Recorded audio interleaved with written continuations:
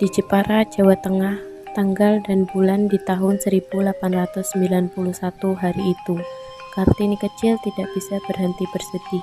Kedua orang tuanya, Raden Mas Adipati Aryo Sosroningrat dan Mas Ajeng Ngasirah, menyampaikan sebuah berita yang membuatnya sangat terkejut.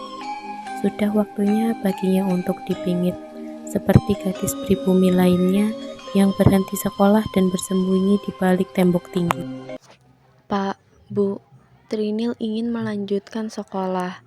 Trinil ingin menjadi gadis pribumi yang cerdas, memiliki cita-cita membuat dunia ini terang. Trinil tak mau dipingit. Trinil ingin melanjutkan sekolah. Pak, Bu. Tidak, Trinil. Bapak tidak bisa menuruti permintaanmu. Ini adalah tradisi adat istiadat sejak dulu. Perempuan tidak perlu bersekolah tinggi, nak. Sudah saatnya untukmu dipingit mempelajari segala hal yang harus dikuasai oleh seorang perempuan, kemudian menikah dengan orang yang tepat. Pak, tidak bisakah sesekali tradisi ini tidak dilaksanakan? Bapak adalah bupati pemimpin rakyat Jepara. Tidak seharusnya Bapak menghancurkan tradisi kita sendiri. Bu, Trinil mohon, Bu. Sudahlah Trinil, laksanakan apa yang sudah menjadi tradisi. Kelak kau akan mengerti mengapa semua ini dilakukan. Kartini adalah anak perempuan tertua, maka ialah yang pertama kali merasakan bagaimana rasanya dipingit. Bagaimana rasanya dipingit ya? Entahlah Trinil, yang pasti tentu saja kau tak bisa terlalu bebas berinteraksi dengan semua orang. Kau akan dikawal kemanapun kau pergi. Aku tak mau dipingit, aku ingin bersekolah. Tenanglah Trinil, ini sudah menjadi adat dan kita tidak bisa menghancurkannya. Kami akan meminjamkan kau buku agar kau tetap bisa belajar. Aku berjanji akan menjadi guru bahasa Belandamu untuk menggantikan guru lamamu. Terima kasih, aku sangat menyayangi kalian semua. Perasaanku sekarang sangat kacau. Semuanya terasa seperti di penjara.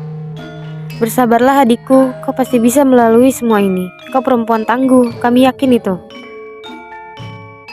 Sebenarnya apa itu dipingit? Entahlah, ibu bilang aku tidak akan sebebas dulu lagi. Kemanapun aku pergi, aku selalu dikawal. Sebenarnya, aku tidak masalah dengan ini semua. Aku hanya ingin bersekolah. Kami bertiga juga masih bersekolah. Kapan kami akan dipilih juga? Saat umur kita 12 tahun, ya kan Trinil? Kartini sedang duduk di salah satu bangku kayu yang terletak di halaman belakang rumahnya. Tiba-tiba dua gadis berwajah Eropa terlihat berjalan dari kejauhan. Kartini memicingkan matanya dan segera tertawa gembira melihat siapa yang datang mengunjunginya.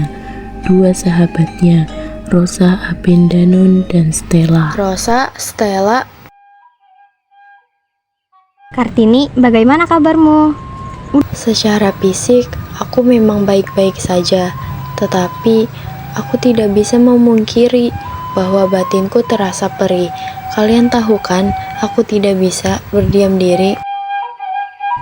Kami mengerti Kartini, kami pun sangat merindukanmu. Tidak ada lagi gadis pribumi yang cerdas dan ceria sepertimu. Kelas sangat terasa sepi sekali. Aku juga sangat merindukan kalian. Aku ingin kembali. Tapi tradisi ini membuatku tidak bisa melakukan apa yang aku mau. Aku pun tak mengerti dengan tradisi itu, Kartini. Apa salahnya perempuan bersekolah? Aku juga berpikir seperti itu.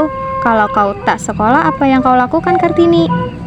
Aku hanya melakukan apa yang dilakukan perempuan pribumi. Lakukan selayaknya, kemudian aku akan menikah. Itulah yang dikatakan ibuku. Ya Kartini, kau harus bersabar. Kalau kau membutuhkan bantuan kami akan selalu ada untukmu. Kartini, ini kami bawakan buku-buku untukmu. Beberapa di antaranya berbahasa Belanda. Kau bisa mempelajari dari buku-buku ini. Sungguh, aku tidak bisa mengatakan apapun lagi. Tidak apa-apa Kartini, kami berjanji nanti akan mengunjungimu lagi dengan Ali dan Bangkok. Kami akan membantumu melewati masa-masa sulitmu. Hari-hari dilewati oleh Kartini dengan lebih bersemangat. Ia selalu berkirim surat dengan sahabat-sahabatnya, termasuk Tuan dan Nyonya Abendanon. Ada banyak hal yang diceritakan oleh sahabat-sahabatnya, termasuk melanjutkan pendidikan melalui beasiswa kedokteran di Belanda untuk Kartini.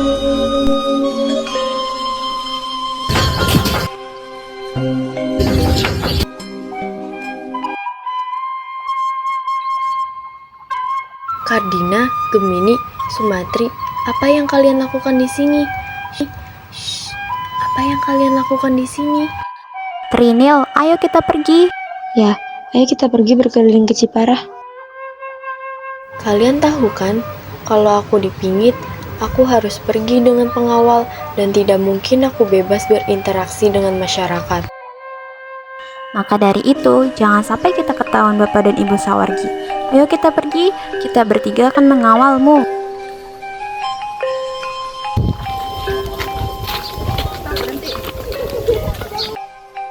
Ada apa, Kartini? Ayo kita hampiri gadis-gadis yang duduk di gubuk itu. Apa yang mengganggu pikiranmu, Kartini? Ada beberapa hal yang ingin aku ketahui.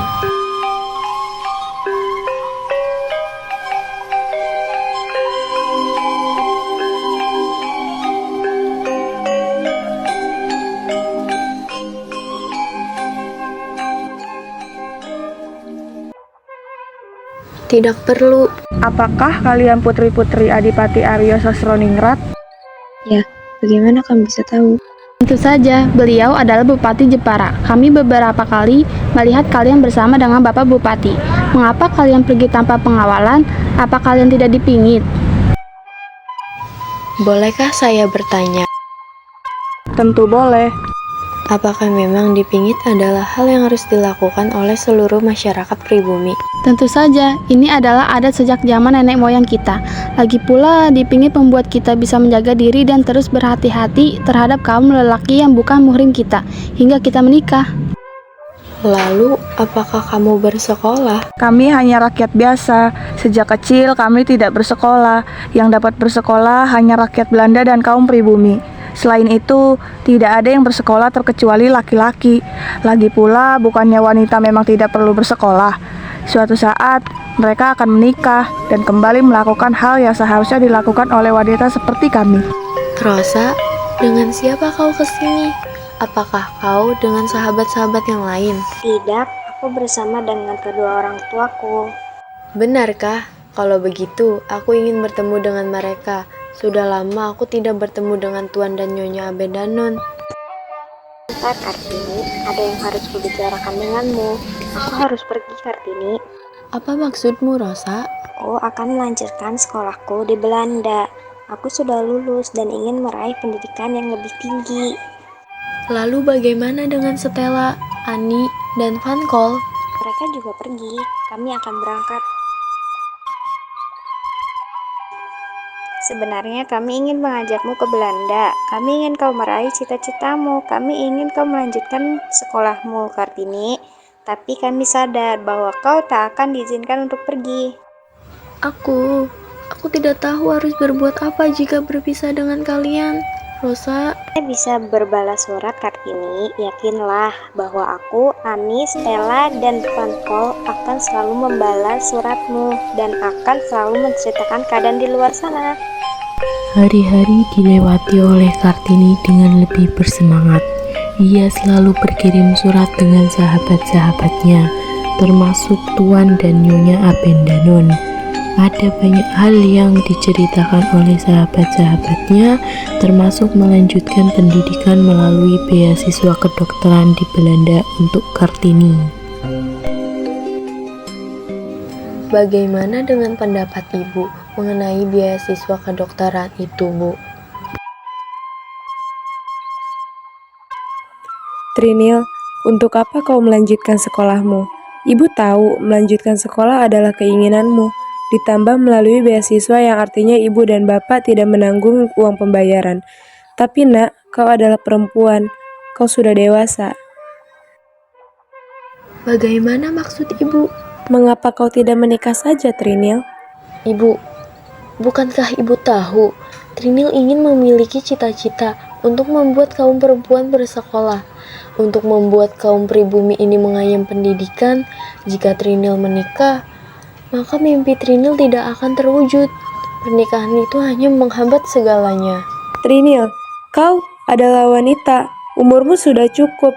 Bahkan biasanya tidak ada wanita berumur 24 tahun yang belum menikah di Jepara.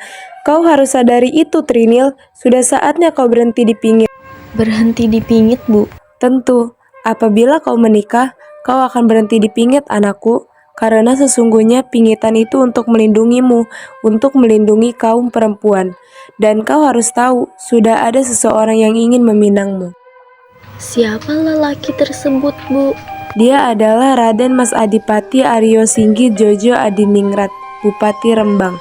Dia memang pernah menikah 3 kali, namun ibu yakin dia orang yang tepat untukmu. Trinil ingin menemui terlebih dahulu, Bu. Ada beberapa hal yang perlu Trinil pertimbangkan baik-baik. Kartini dan kedua orang tuanya, Kartina, Panji, dan Buzono berdiri di ambang pintu menunggu kehadiran sosok yang sudah ditunggu-tunggu. Jantung Kartini berdegup kencang, pikirannya kacau, ia masih belum siap. Bagaimana bila lelaki itu akan menghambat mimpinya?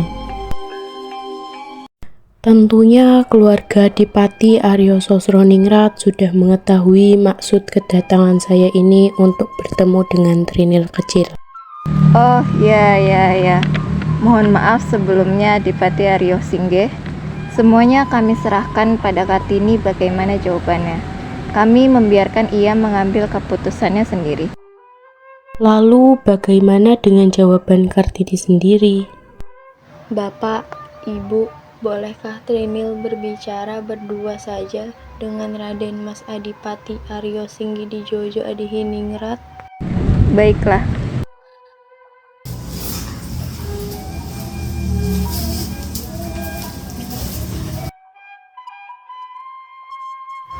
Ada beberapa hal yang ingin saya tanyakan, Raden.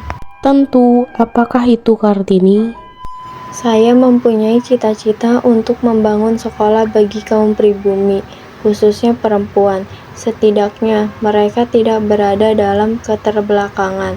Saya ingin wanita disamaratakan dengan laki-laki. Saya ingin wanita tidak lagi ditindas dan menjadi kaum yang lemah. Bagaimana dengan pendapat Adipati sendiri? Sungguh, bagi saya hal itu sangat mulia. Saya juga sempat memikirkan hal tersebut. Namun, ada beberapa hal dan pertimbangan yang membuat saya belum melaksanakannya. Apabila Kartini ingin melakukannya, lakukan saja. Saya siap mendukung apapun itu. Setelah perjuangan panjang, emansipasi wanita, dan berbagai mimpi yang ia coba wujudkan, akhirnya ia menutup usia. Kelak, berkat perjuangannya, masyarakat pribumi terutama wanita hidup lebih baik dan tak lagi ditindas di seluruh rakyat pribumi, dapat bersekolah siapapun itu. Berkat perjuangan Raden Ajeng Kartini.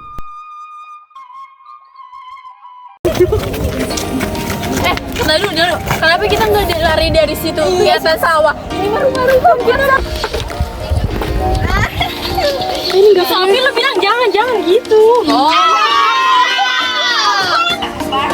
Pemimpin rakyat Jepara, tidak seharusnya Bapak menghancurkan tradisi kita sendiri.